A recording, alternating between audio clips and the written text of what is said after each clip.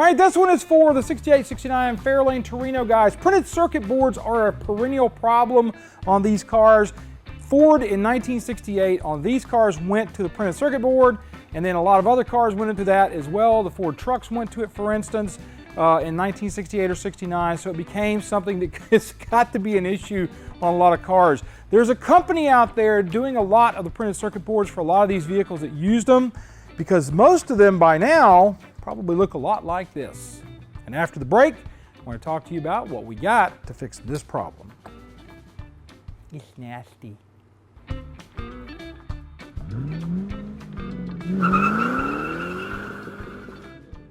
Restoration of a classic Ford is a journey of discovery. Let Autocrafters help you with yours. We offer quality parts for Falcon, Fairlane, F-Series, Galaxy, Maverick, and Pinto. Contact us today. All right, now if your printed circuit board looks like this and you have a tachometer dash, the guys at Autocrafters have you covered. They have that one available. But as I said before, how many of us have a tachometer dash? Because it is different than this one. This one is a standard Fairlane printed circuit board and backing on the dash panel. The tach one looks completely different on the backside. So if you're sitting here going, how do I fix this problem? Because Autocrafters doesn't yet have this one in the catalog, there is a way to go ahead and do that right now, and that is with this printed circuit board from a guy that sells them on eBay. This is from Kev Watson-12. I'm not sure I got that right, but his information is down here below me, and it's also down in the description below, so you can go in there, clickety-click right directly to the link and get to this one. This is the correct printed circuit board for a 1969 Fairlane / Torino. This is the one you're going to want to use. This one sits this way, and there you go. That's basically everything you want to see. Now I'm going to talk a little bit about what you're going to want to do. We know that these are a problem for lighting. These printed circuit boards, I'm going to set this on here so you can see it. These printed circuit boards have issues a lot of times. This one has been in and out of the car enough that it's gotten flaky around the edges. I've actually gone in and cellophane taped the edge of this board. I've also gone in places and had to repair with copper line what I've got going on here. So it's an issue, and thankfully this guy has reproduced this one finally. The tack ones were available first for a good while, but now he's got these out here. So what I'm going to do now is I'm going to basically go ahead and tear this apart and talk to you about a couple little things real quickly while I'm doing it. On these boards, one of the perennial problems on these is as they get older, these lights, because they're spin lights, so to speak, they have these little tabs here and here, and that is your positive and your ground for the light. And the lights will go in and out because these boards are just beat up. They're wore out and they're done in. What you'll want to do on these, when you pull everything apart, you just gently go up underneath there with your thumb nail, or if you're like Cam and don't have any fingernails, you can use a blade of a screwdriver and gently pull those up into a little higher position because they've been mushed in for a while. No particular style for these, are just in there. I honestly, on the Fairlanes and the Torinos, mostly on the Torinos, don't like using the LEDs as much because I find that with the silver on the front side on the Torino stuff, it really blows it out when the lights are turned up bright or when you've got a lot of light going in there. So you don't want to necessarily do that. And I'm going to go through and pull all the rest of these out and then clean them all up off camera, and we'll keep moving forward with removal. And I'll talk about a couple of things I've done to this one that are a little off-center, let's say.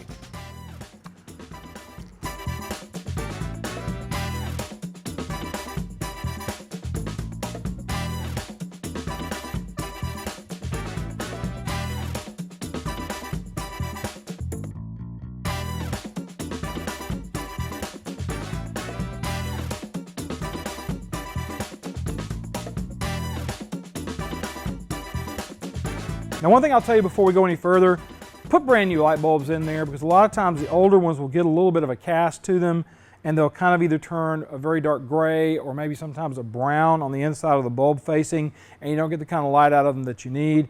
go down to the store and get these bulbs and just replace all of them when you're doing something like this, just to make everything fresh and new so you know what you got going on. All right, now the next thing I'll do is I'll go in and I'll take this new printed circuit board and I'll just lay it up on top of the old one to make sure everything is in the same place. Now here in a minute, I'm going to talk to you about some of the things that I've done that are a little bit different than what Ford did on these boards.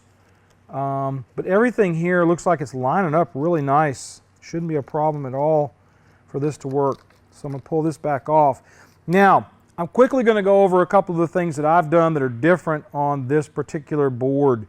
You'll notice over here that there is an orifice coming through the printed circuit board, and I've cut a big hole in this.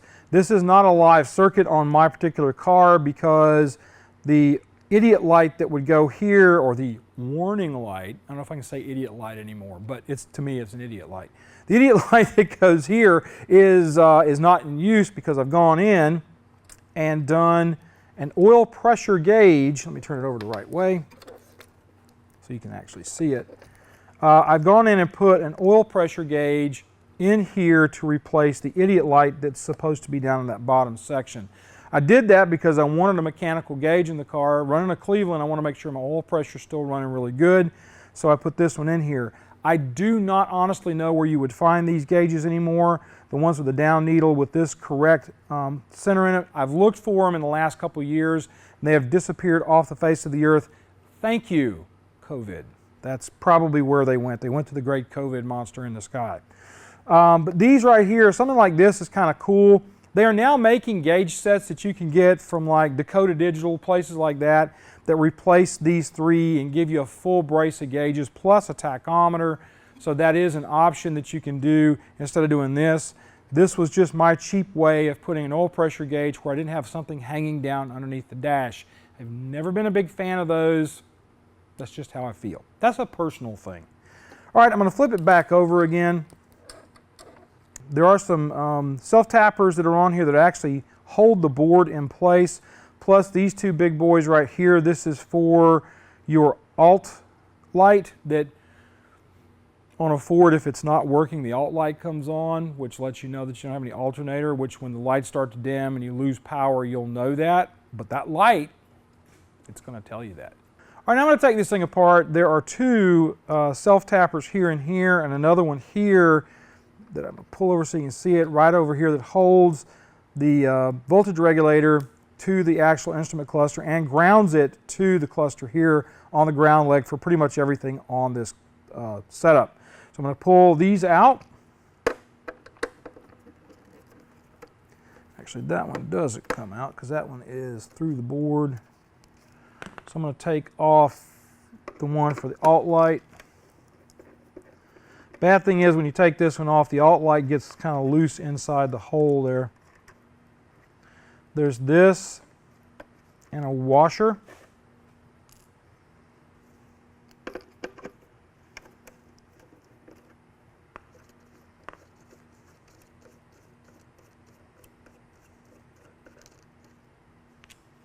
Pull this out of here. And now you take your quarter drive and you start poking around looking for them.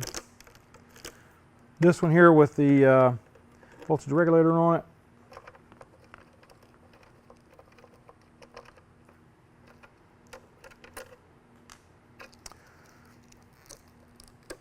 I'm not going to take that off yet because I may have to use a screwdriver to get it off of there.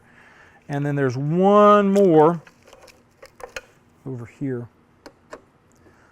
I recommend trying to stay with a stock voltage regulator on these things if you get all possibly can. Some of the newer fully electronic ones are better, but the older ones that I've used in the past tend to not be as nice, so to speak, as the new ones are. Now you can see where I've been having some issues with oil weep for my gauge that I put in here and my really cute tape job. It worked. All right, now what I'm going to do is I'm going to take the voltage regulator off of the printed circuit board, the old one. I have to put on my old man glasses. So used to grabbing them from around my neck, I tried to do that. What I'll sometimes do is use a screwdriver to help pry these off of here, or this one in particular off, so I don't damage the board. I'm not that worried about this board. It's just kind of a little tech tip for you to make that a little easier to do, because we are going to retain this original voltage regulator to put on the new circuit board. Now there are some things that we're going to have to do on mine that you guys won't have to do on yours. When we put this into play, obviously, I have a spot right here where I've got to put the hole for the oil pressure unit.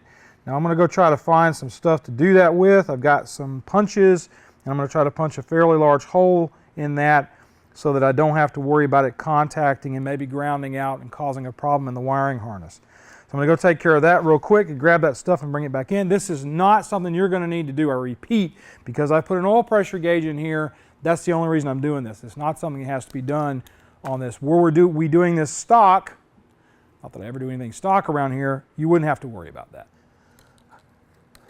All right, I have gone and made a small indention in the board here.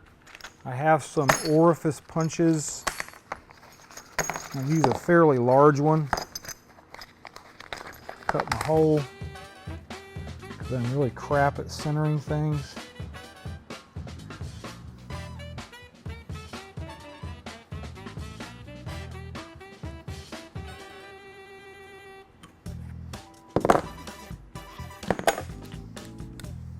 Just using that pen to mark position for me.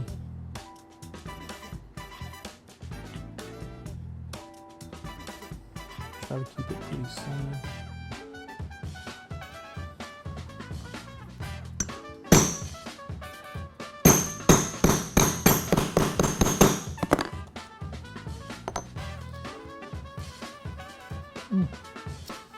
A little bit too far in some areas and not far enough in others.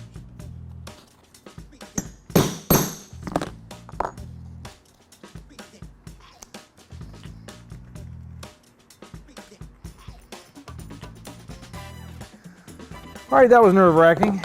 This thing is not cheap, but you are getting something that heretofore has not been available. Okay. Now I'm going to put this down and see if we've got decent centering on that hole. Oh yeah, that'll do.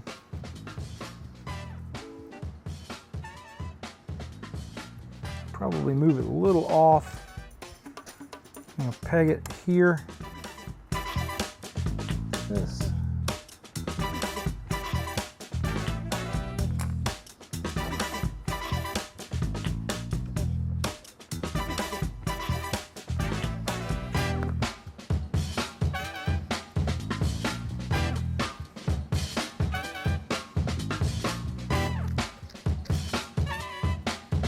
There's only one way that this can go together. The only thing that's different that I can see between this one and, and the original is that there is no cover on this like there is on the old one. The old one had a cover over those two legs here, and I might just take that and make a cover, so to speak, that I'm just going to stick this to this with some glue. Probably some super glue.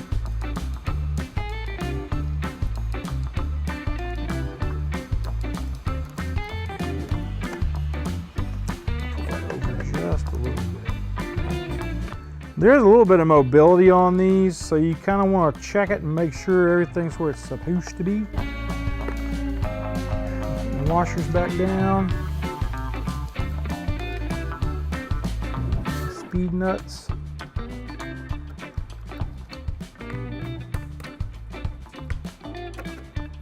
Bad when you grab the right one, but you think you grabbed the wrong one.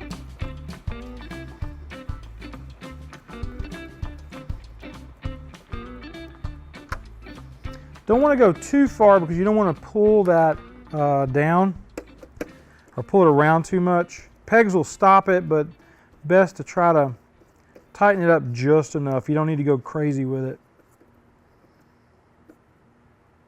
All right, there's enough. Alrighty. Now we're going to put our bulbs back in. Like I said, I know that these bulbs are working okay. Because this dash panel has been gone through probably about 2 years ago with me checking all the bulbs and putting fresh bulbs and everything. So I'm going to put all the bulbs back in, and then I'll show you a couple things. Actually, I'm not going to put the bulbs all back in. I'm going to just leave those two, because I'm going to show you something I did that's a little funny. Now this will actually pressure in with your clip that holds everything down. This is flopping in the wind just like it did on the other one. No difference there. That's just an illumination spot, so I'm going to put one in here. Now some funky things that you can do to some of this stuff. I'll show you one in just a second. I've put a Cleveland in my car, and so I have left the oil pressure idiot light active, but I changed the position of it.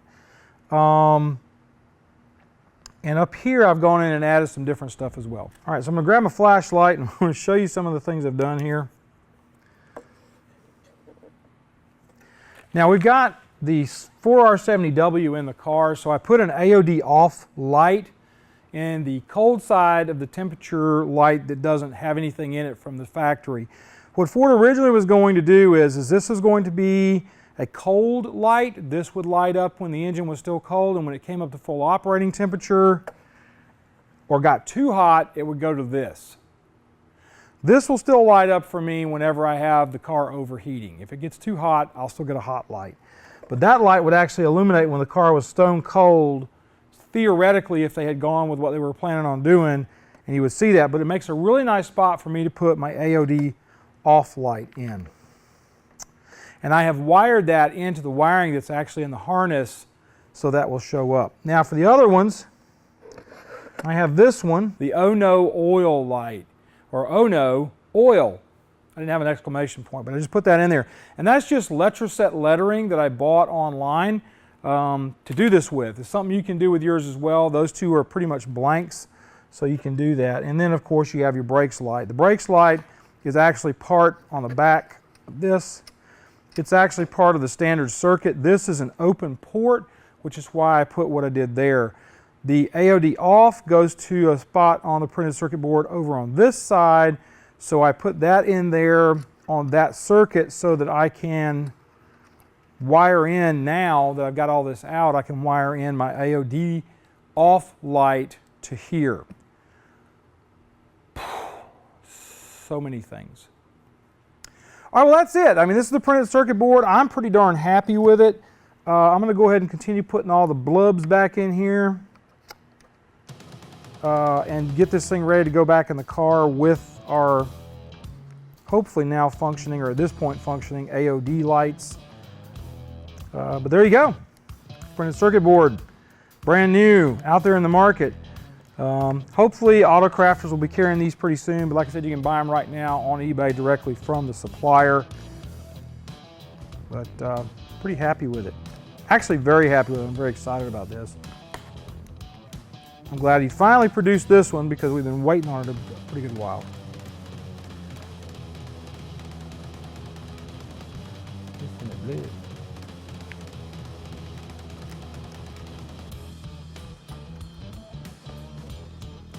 All right, folks, do me a favor. Be kind to each other, love on each other, treat each other nice. You guys have a great week, and we'll see you on down the road. One more little thing done.